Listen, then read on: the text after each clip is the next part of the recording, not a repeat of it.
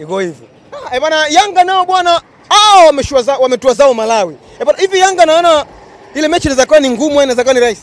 Ile ni ngumu kabisa. Ile mechi ni ngumu. Wale Silver Striker unawajua wale?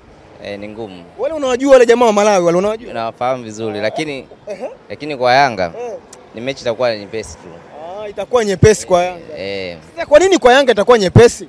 Kwani Yanga wao wana nini mpaka mechi iwe nyepesi? Yanga ni timu bora kwanza. Yanga ni timu bora.